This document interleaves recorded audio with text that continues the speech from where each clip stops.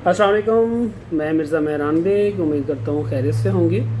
इनोवो green engineering के platform से बात कर रहा हूँ। अच्छा, तो आजकल मार्केट में काफ़ी चल रहा है कि नेट मीटरिंग से क्या होगा, फ़ायदा नुकसान और ये सारी सूरत हाल कि पहले थोड़ी चीज़ें क्लियर कर लेते हैं। पहले क्या था कि नेट मीटरिंग में 101 यूनिट्स मिलता था।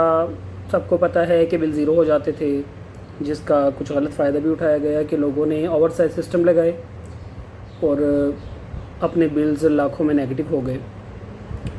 अब गवर्नमेंट ने नेट मीटरिंग को तो फ़िलहाल बंद किया हुआ है। अभी ये है कि नेट बिलिंग आपकी स्टार्ट हो गई है।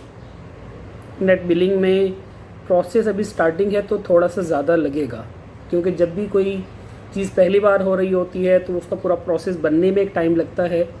प्रोसेस जब डिफ़ाइन हो जाता है तो उसके बाद फिर ये होता है कि अब एक स्ट्रीमलाइन हो गया तो टाइम मुख्तसर हो जाता है पहले की निस्बत। फर्स्ट टाइम में टाइम थोड़ा ज़्यादा लगता ही है, तो ये चीज़ नॉर्मल है।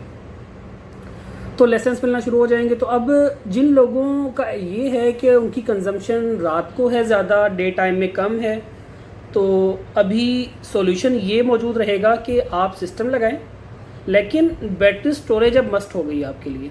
ठीक है, अगर आपको लगता है आपकी फैमिली काफ़ी बड़ी है, 3-4 एसी चलाते हैं, तो आपको एक बड़े बैटरी बैंक की तरफ जाना होगा, जो कि नॉर्मली इस वक्त मार्केट में 16 किलोवाट की बैटरी चल रही हैं 314 एम्पेयर के साथ, और हाई वोल्टेज के अंदर भी है, लो वोल्टेज के अंदर भी है। वो आपके सिस्टम के ऊपर डिपेंड करता है कि आपका इन्वर्टर किस टाइप का है।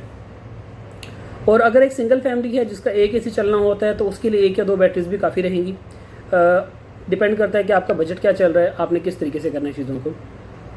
अच्छा, उसके बाद हम बात करते हैं कि इन्वर्टर्स कौन से यूज़ करने चाहिए, बैटरीज कौन सी यूज़ करनी चाहिए। ठीक है, इसमें मैं बहुत ज़्यादा मोहतात रहता हूँ इस चीज़ों के अंदर कि कई इन्वर्टर्स के और बैटरीज़ के ब्रांड ऐसे मौजूद हैं जो कि पिछले 10-10 साल से मार्केट में बैठे हुए काम कर रहे हैं। उनकी हमें ब्रांड हिस्ट्री के बारे में आइडिया है कि उन्हें काम करते हुए एक अरसा हो चुका है और वो अपनी आफ्टर सर्विसेज को भी मेंटेन कर रहे हैं, कस्टमर को भी सेटिस्फाई रखा हुआ है उन्होंने। तो उनके साथ जाने का मेरा मशवरा होता है सबको कि आप उनके साथ जाएं। ठीक है, ताकि अगर आपको किस तरह की सपोर्ट चाहिए हो तो वो आपको प्रोवाइड भी करें। ठीक है, तो बैटरीज़ के थ्रू ये है कि आपके सिस्टम की इनिशियल कैपिटल कॉस्ट तो बढ़ती है, इसमें कोई शक नहीं है, लेकिन लॉन्ग टर्म में आपको उसके फ़ायदे भी मिलते हैं। कि अगर हम बात करते हैं कि डे टाइम में आपने सोलर चलाया, लाइट है या नहीं, आपका सिस्टम चलता रहता है। रात में अगर लाइट जाती है तो भी आपका सिस्टम चलता रहता है। ओवरनाइट के लिए तो नहीं होता, डिपेंड करता है कि आपने बैटरी बैंक कितना बड़ा लगाया हुआ है, लेकिन फिर भी आपको एक हद तक बैटरी से बैकअप ज़रूर मिलता है। आप थोड़ा टाइम इसे चला लेते हैं, ज़्यादा टाइम के लिए फिर आपका लाइट लोड, लाइट फैंस जो होते हैं ओवरनाइट बैकअप पर चले जाते हैं। सिस्टम का ROI बढ़ा है, लेकिन फ़ायदा ख़त्म नहीं हुआ।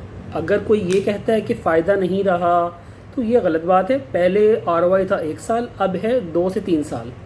सिस्टम की क्वालिटी और प्राइसिंग के ऊपर डिपेंड करता है कि आप क्या चीज़ लगाना चाहते हैं। महंगी चीज़ें भी हैं, सस्ती भी हैं, लेकिन मशवरा ये होता है कि अच्छी चीज़ लगवाएं, एक बार लगवाएं। ठीक है, बाकी ये कि इंशाल्लाह हम कोशिश करेंगे कि अपनी अगली वीडियो में हम कुछ स्टेप बना लेंगे कि हम स्टेप वाइज अपने व्यूअर्स को एजुकेट करेंगे कि इन्वर्टर्स में क्या चीज़ें होती हैं, क्या बेहतर है क्या नहीं, किस चीज़ को अवॉइड करना चाहिए। इस तरह आहिस्ता आहिस्ता हम बैटरी के टॉपिक को भी कवर करेंगे, सोलर पैनल्स के भी।